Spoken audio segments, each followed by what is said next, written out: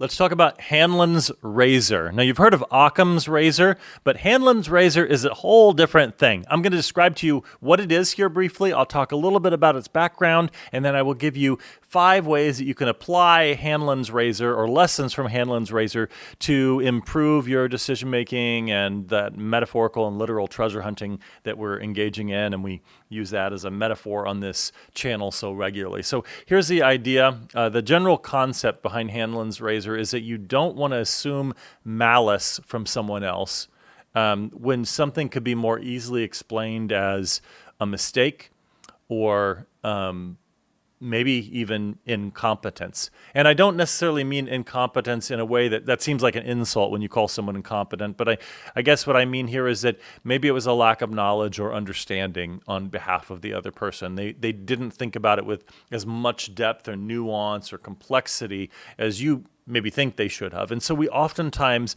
will have a situation like that and we attribute it to some malice, some harmful intent on behalf of the other person. Now, this has some real relevance, though, when we're trying to solve problems and we're trying to make decisions, and even when we're on those actual literal treasure hunts and the like, because there's a corollary to this Hanlon's razor is don't assume intent behind everything that you run into.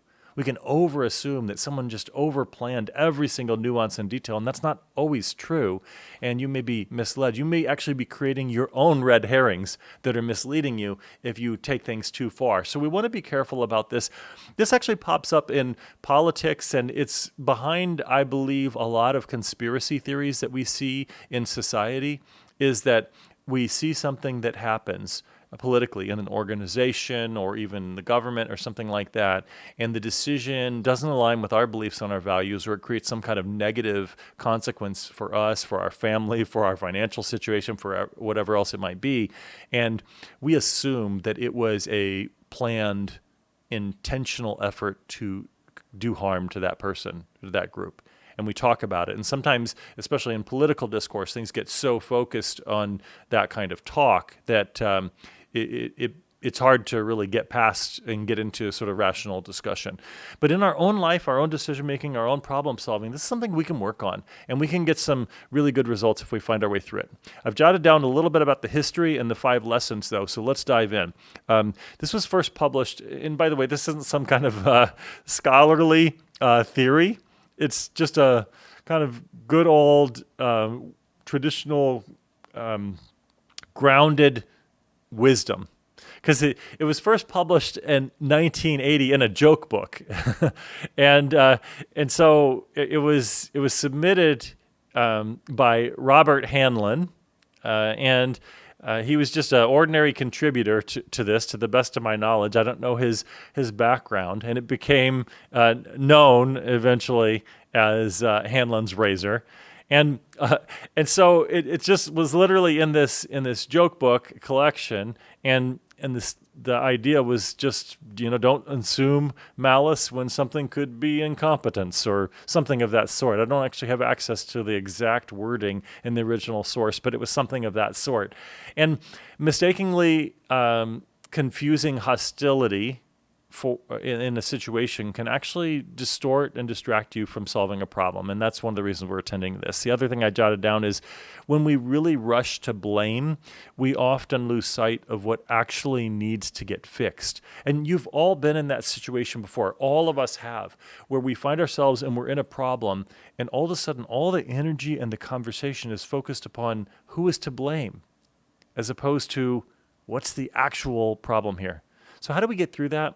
Let me give you 5 ways. First, ask, is this a mistake or an oversight, not an attack? And try to assume that it's not an attack. Force yourself to assume that it's more likely to be a mistake or unintended. Second is, don't let imagined intent distract you from real causes. So try to really focus on what's actually causing it. Try to observe more and judge less so that you can try to figure out and get to the bottom of whatever's happening. Third, treat confusing situations more like they're puzzles than they're betrayals. Approach them with curiosity and an intent to try to solve them rather than just sort of leaning into all the emotional piece. The fourth one is in teams or in communities, assume that people have good intent unless it's really proven otherwise, and have your standard of proof pretty high. Don't be, we want this innocent until proven guilty. So put the best construction on others' intents and try to have a high standard for putting them in the malice category.